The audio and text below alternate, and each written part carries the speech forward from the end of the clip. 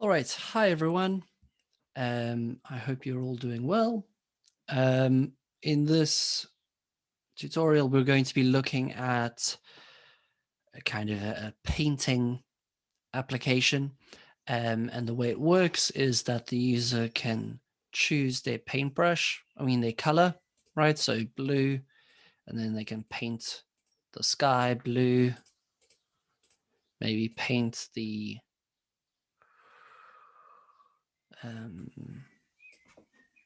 water a slightly different blue. And what's nice is that users can click back and get a different color.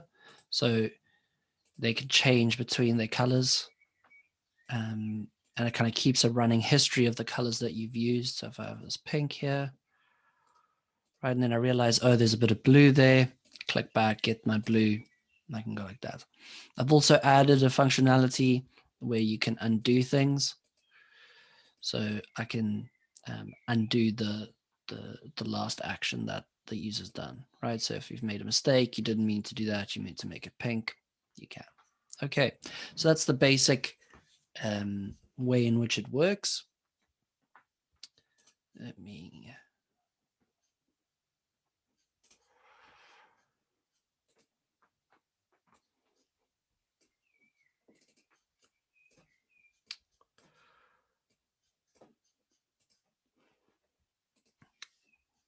All right.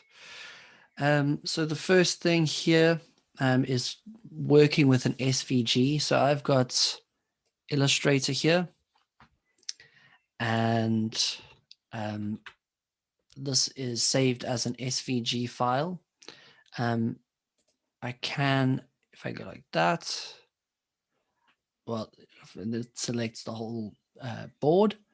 I can go edit and copy, and that actually gives me SVG code, which if you look here, paste it in there, you can see it gives me this HTML, which creates this element on the page. So you can see that it's an HTML element rather than and you can see it's got these things called paths. So it's got all the data about how and where to place the path. There you can see a path element there. Right? So there you can see a path element. And so what's nice about that is it allows us to have something in our HTML which we can target. I'm going to set it up slightly differently for what we want, and I'll quickly show you why that is. So if I had to say that I want to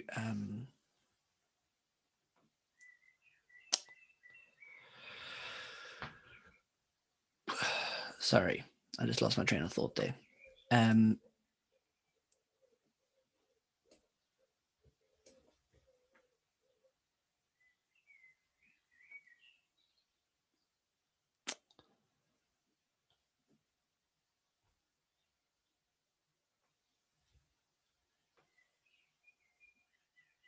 Sorry, I'm coming back to you now. I've just completely lost my train of thought. Okay, let's hope I can find it again. So what you can have is I can add styling to my path, right? So I can say path cursor pointer.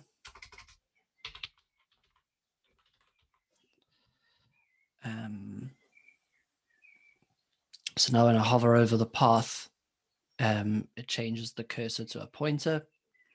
I'm going to set the stroke to be black. I'm going to set the stroke width to be 20 pixels. And I'm going to add stroke line join round. And I'll just add here that the fill can be white. Okay. So there I'm now editing the path element, and you can see how I've edited it. So the fill is what's inside of the path, and the stroke is what's around it. So if, let's say I made this blue, you would see now that the lines of the path are blue, and I could change the fill to be green to give terrible user experience. But I'm just going to make this into being white and that to be black. So you can see already how you kind of work with the HTML elements. All right. Then I'm going to add a class of selected.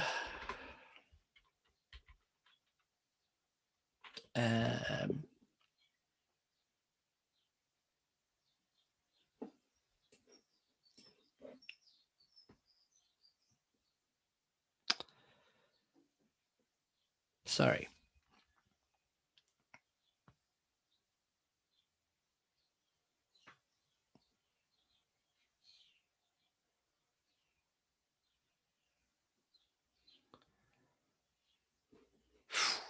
Wow, my mind is lost how I've built this. Okay.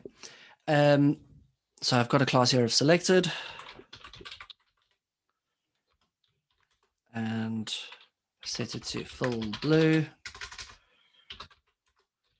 Given it a stroke of red and a stroke dash width of 2px.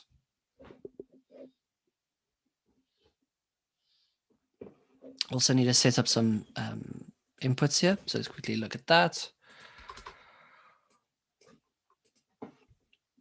And I've got a div here. And a label. And it's for the paint. So I'm going to say for paint.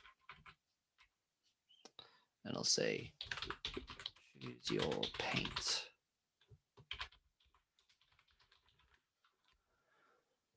And then I've got an input. And it has a type of color. And I'll set the ID to be paint and the name to be paint. And then by default, it's given me black there, but I can also change that to what I want. I'm going to set it to rather be white by default. It doesn't like that. Happy with that one? There we go. So now if I click this, I get a color picker. You'll note that it's different. Let me save that. You'll note that it's different for different browsers. So if I had to open Chrome here,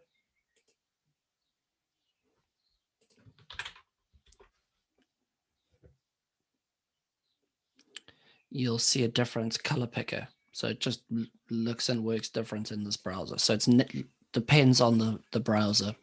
There are other ways you can do this. There are libraries that can help you make a color picker. But here we're just using the kind of native HTML inputs of a color picker. Right, and you can see that it changes, which is great. All right. Then I've got an undo button here. I need to set up a place where I'm going to keep the colors that I've chosen. So I'm going to have div class of previous dash colors. And that's where I'm going to store the history of the colors that I've used. And then I've got a button here, class of undo.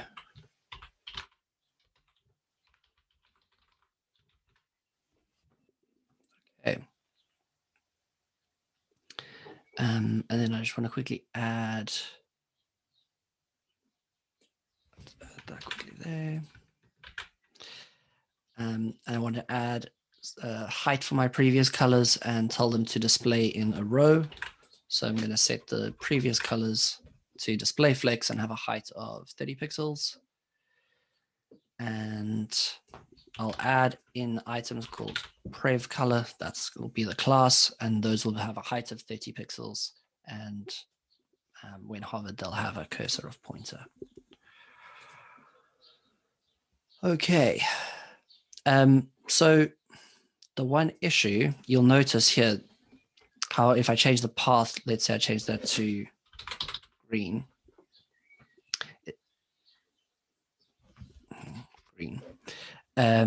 You'll see that it only changes inside of the HTML there, but that's not useful for me because I actually want to be able to target the spaces inside. So what I did in Illustrator,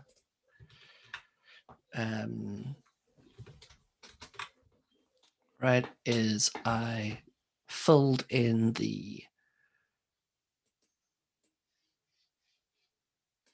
background, right? So you can just choose a color.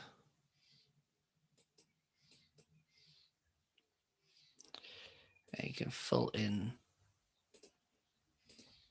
What am I doing?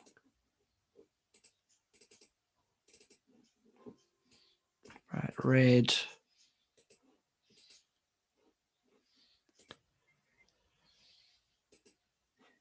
Okay, I'm doing something wrong. Anyway, what I did was I then filled in all the elements, and I came out with, and let me just quickly copy the SVG in here, so that suddenly all of the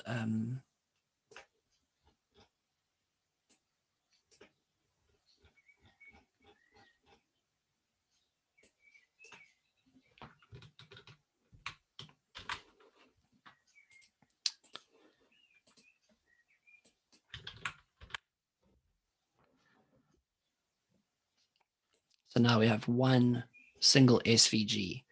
Now you can see that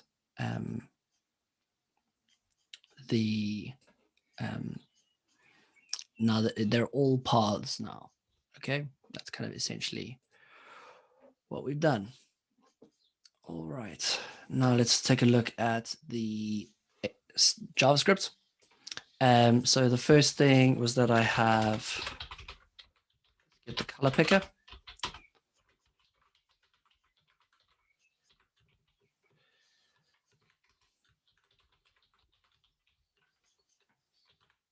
And it is called paint.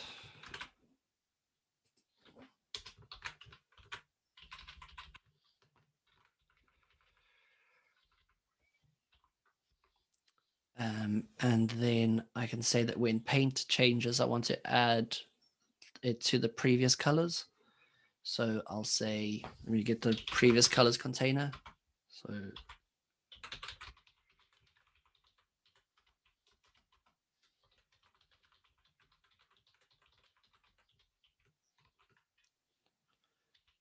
called previous colors. So I'll say that when paint changes, so I'll say paint dot on change the following function, and I'll have a default color chosen, and I'll say let's chosen color equal, and I'll just set it to be white to start. So by default, the user would have white because that's that color. And then I'll change chosen color to equal color picker dot value. We can just console log that out for now.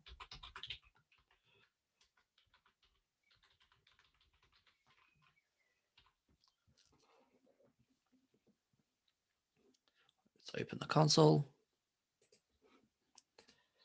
Now if I change this to green, it gives me that green color there. Right, I get a new hexadecimal value there. So I now know what those colors are, and I'm going to now add them to my previous colors section. Okay, so go previous colors dot inner HTML equals div class of, I called the class prev color. Prev color. And I'll just add the background color as a style.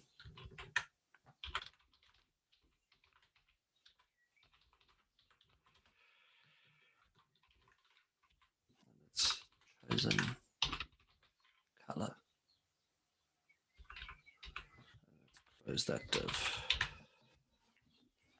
All right, so it's tested that works. So go here, green, and it adds the green now to the element. Okay, so that's setting our previous colors so we can keep track of the colors that we've used. Then we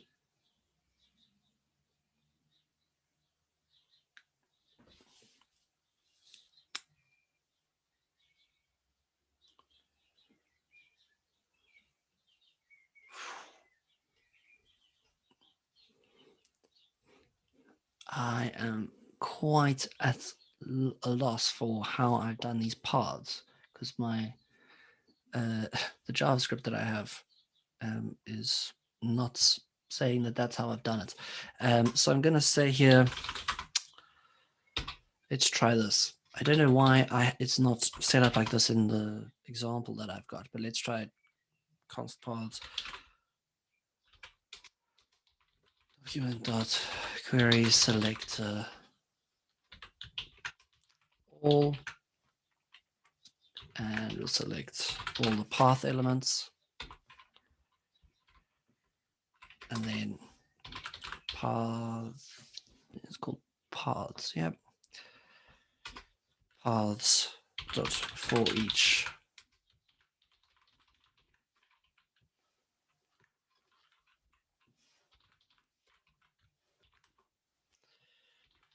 path dot click, and let's just log that event.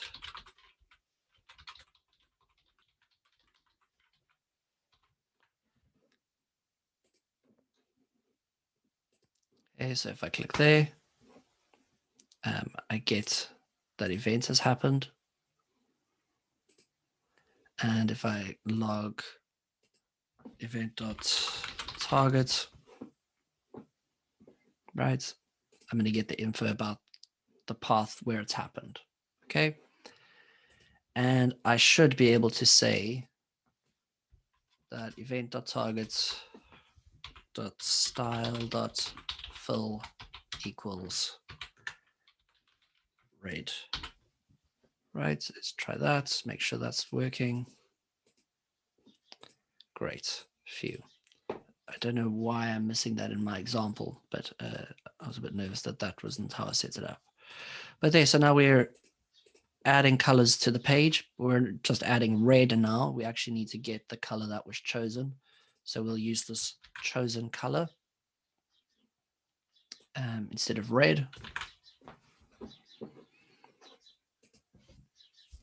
So now I'm going to pick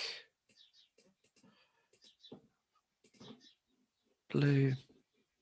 So I made the sky blue, and I'll choose pink. Right. So we started to get some of the functionality that we want. The next thing that we want to do is we want to look at how we can undo things. And so we can select the undo element and start working with that. All right. Oh, it looks like I'm overwriting it. Yeah, okay, so it just needs to be plus equals.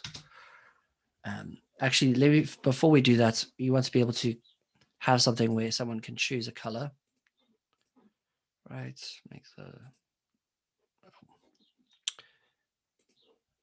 that black. I want to be able to click to choose that green now. So what I can do there is that I can say that when previous colors is clicked, so I can just listen for a click on this whole section here, and I can say previous colors dot on click run the following function, and then I'll just change chosen color to event dot target dot style dot background color. Okay, let me quickly, just in case you need a walkthrough there, event dot target, I'll log that out. Right, I just need to create a previous color. Click that. If we look in the console, let me open that rather in my browser console.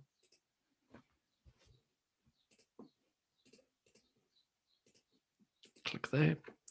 You can see that I get that HTML element. Let me open that. And you can see that it has a style property in the object, and that has a property called background color, which you can see there. So it's worth noting that it's not written background dash small letter C for color. It's written background color as one word in camel case. Okay, so that's just something to remember and bear in mind. Okay, so now we can get that, and I could use dot notation to access the properties of the object. Say background color. All right, so if it's that blue,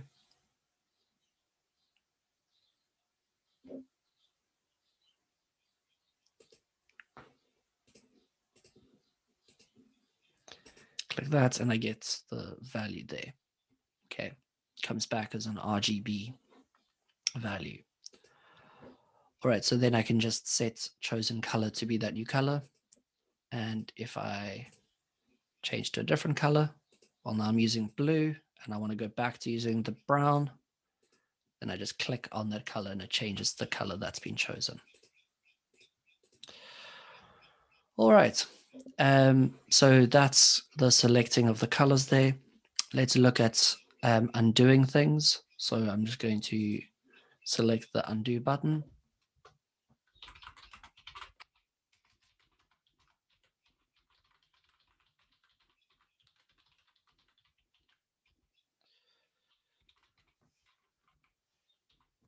And we'll say that undo dot on click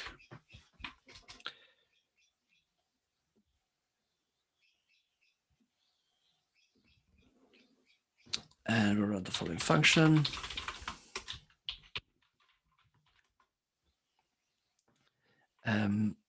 All right, what we need to do is we need to have something that is tracking the history of what has happened and been clicked. So I'm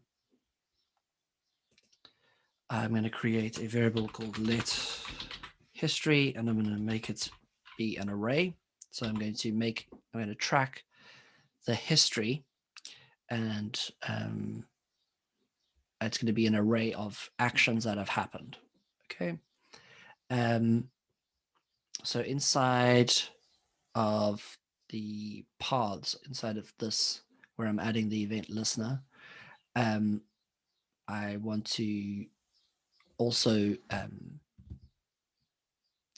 Is that right? Yes. As soon as the user clicks, I need to track where they've clicked, and I need to track what the previous color was before it got changed. Okay. So inside of this event, I need to say, well, let's quickly console log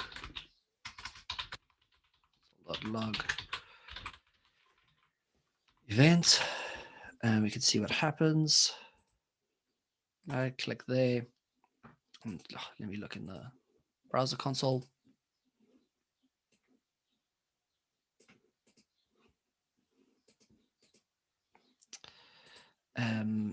So I can now get the event.target.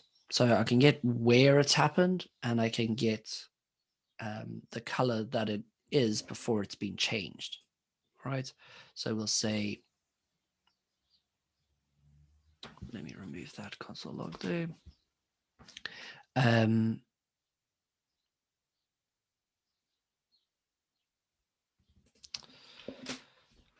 I'm going to create a variable called action. So I'm going to say const action equals, and I'm going to have the element that's been clicked, and I'm going to have the previous color that was there. Okay, so let's quickly set the element to be event.target, and I can set this to be event.target.style.fill, right? So the color that has been filled there. I will need to fix this because I'll show you what happens when you do that. So let me console.log action.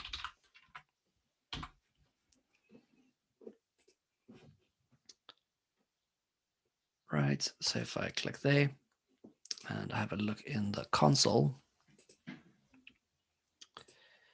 it gives me the element that's been clicked, but it doesn't actually give me that previous color. If I click it now, it will give me the color because it has now been set to an RGB value there.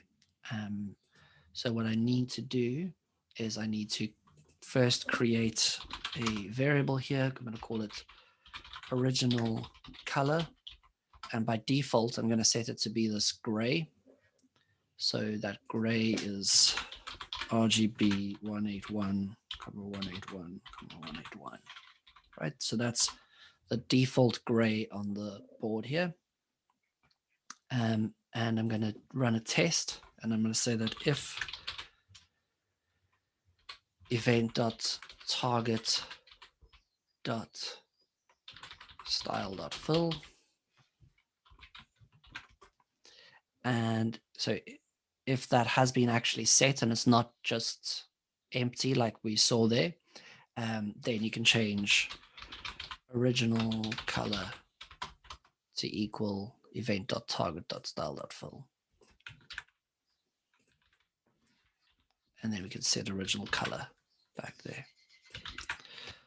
All right, so now that we can console log, and then we need to push it into our history array.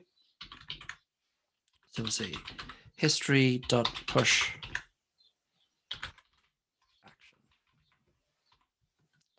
And then I'll just quickly log that out so we can have a look at what happens there.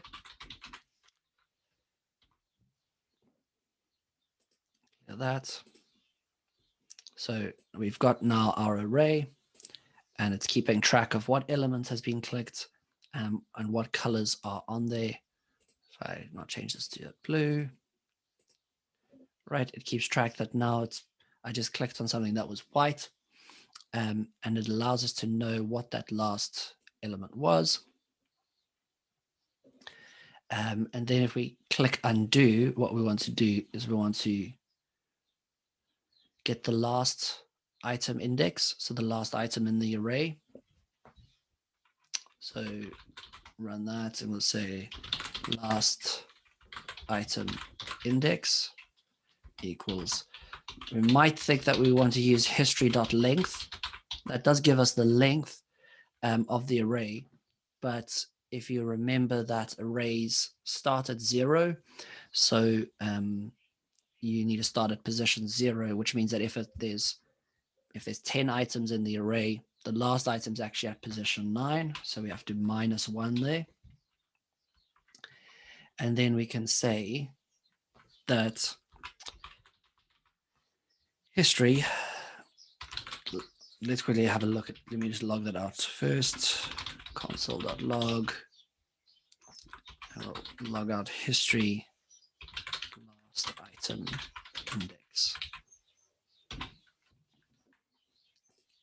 Okay.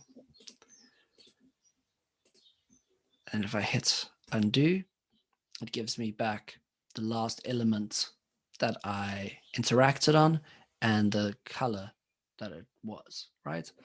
And so I can say that the element which I've stored in there, I want to set the style.fill to equal the last color.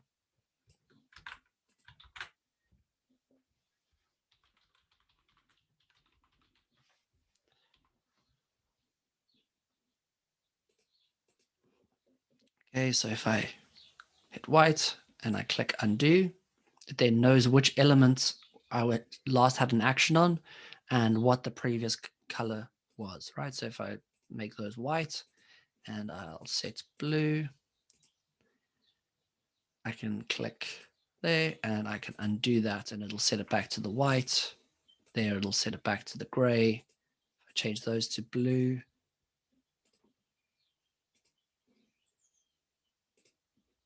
I can click undo and it'll undo that. All right, I think that's everything.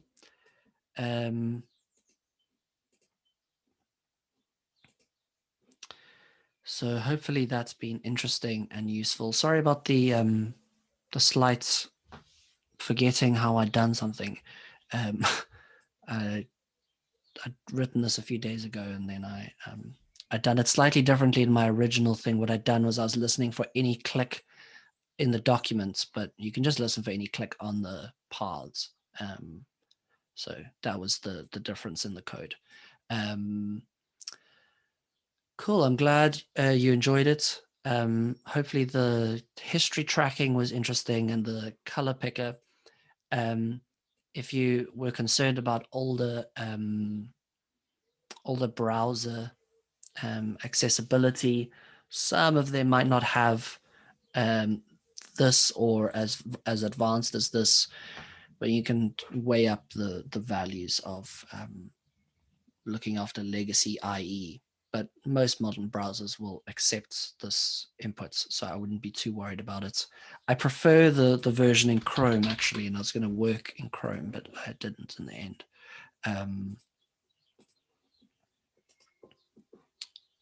Close that. I just prefer that. It looks nicer to me. And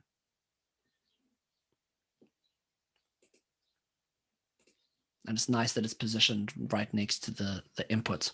Because this is generated by the browser, we can't decide where that goes. It just goes at the top of the window. I prefer it to be right there, close for the user's interaction. Are there any questions?